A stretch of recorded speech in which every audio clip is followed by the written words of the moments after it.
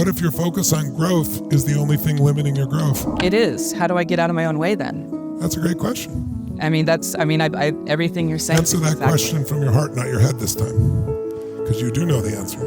For me, always growth has been my number one. That's like, hands down. The specialness, that's already there. That's not something I strive for. It's there. I don't have to.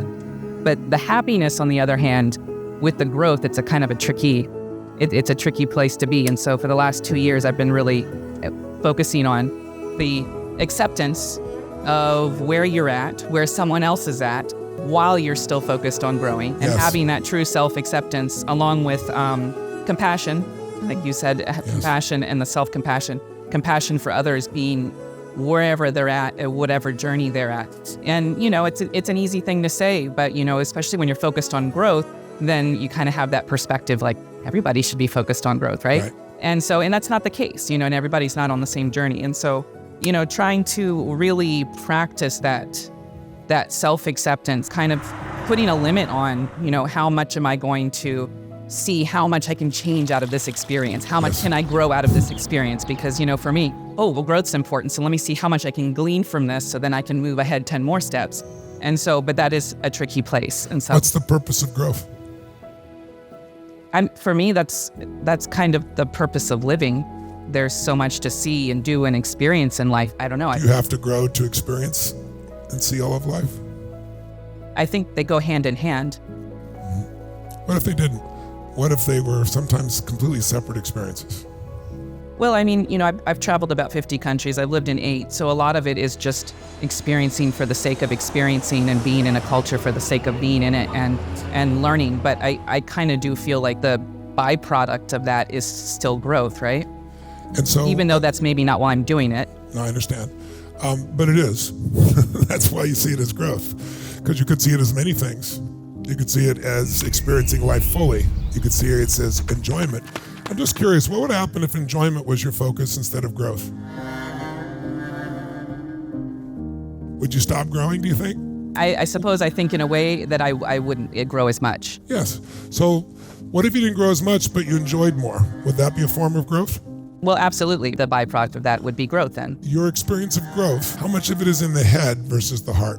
It's mostly head, right? Yes. Yeah. So if listening to you, I feel you have such a beautiful spirit, and your commitment to growth is something I respect, because I have a very high value on that, obviously. No, I can feel you on that. I relate 100%. So I relate to you as well. But there was a stage in my life where everything was growth as well, and what I found, it was just like my primary question, which is how do you make it better? It's another version of growth, right? Right. I don't now have the compulsion, because it's a compulsion for you at this stage. That's why there's not as much enjoyment. That's why it's in your head, not in your heart as much. What if it would be impossible for you at this stage not to grow, even if you didn't think of it? Say, I don't focus on my daughter growing, but she's growing constantly for some reason. She's growing mentally, emotionally, spiritually, physically. I've been gone for 9 days. She'll have grown in so many different ways. I'm capturing some on video while she's there. Some of it I'll notice when I get back. But I don't think she has any intention to grow. Touché.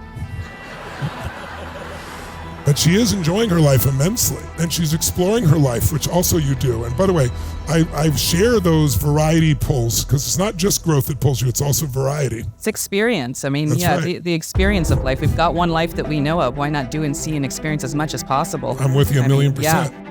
And you're going to. Mm-hmm. The question is, what would happen if it was something you just absolutely knew happened automatically? What if you understood how incredibly easy it is to be Tina? This beautiful soul who's always growing, always experiencing, always opening her heart, always expecting more from herself. But you felt the ease of being Tina.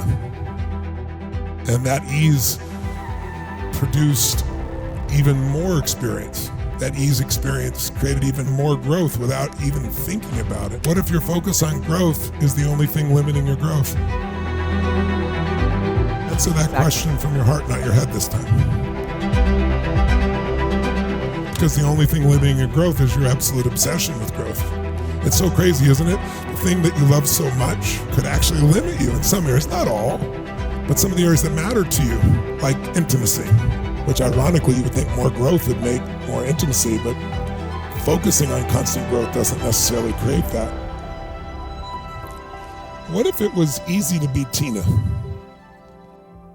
Yeah, that's almost humorous to you. I see that. But what if it was real? What if God had given you all these challenges and you've showed your strength and you stepped up for all of them, which is very clear to me. And I respect that immensely. But what if you were now entered a new chapter? What if God was opening a new door to you in this moment?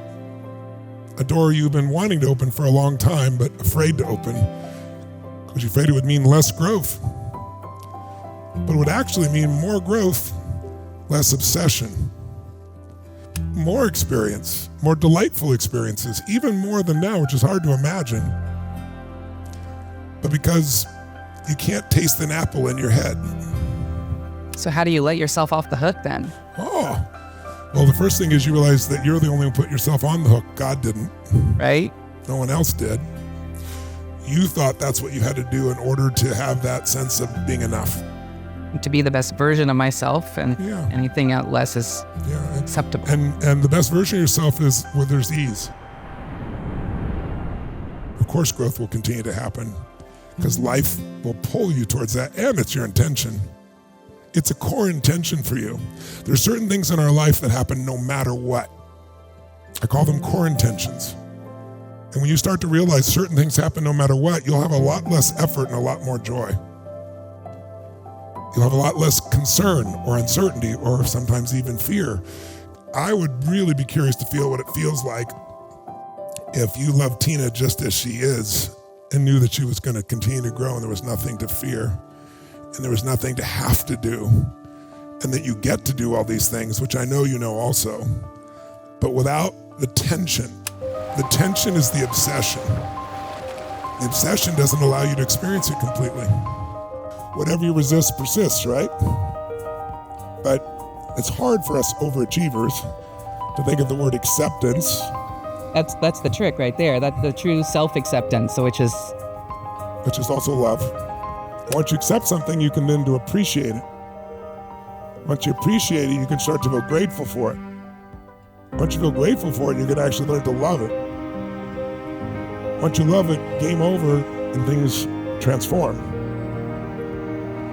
And then all that's left is the truth. And then growth happens automatically because you can't stop it. Then we could go to all the same countries or more. We could continue to expand in all the ways we've expanded, but there wouldn't be a tension inside. Because spiritual development is not how many Bible verses or Bhagavad Gita or the works of Islam or any other great book or study. That is not the study of your own development spiritually. It's how comfortable you can be in your own skin, just the way you are.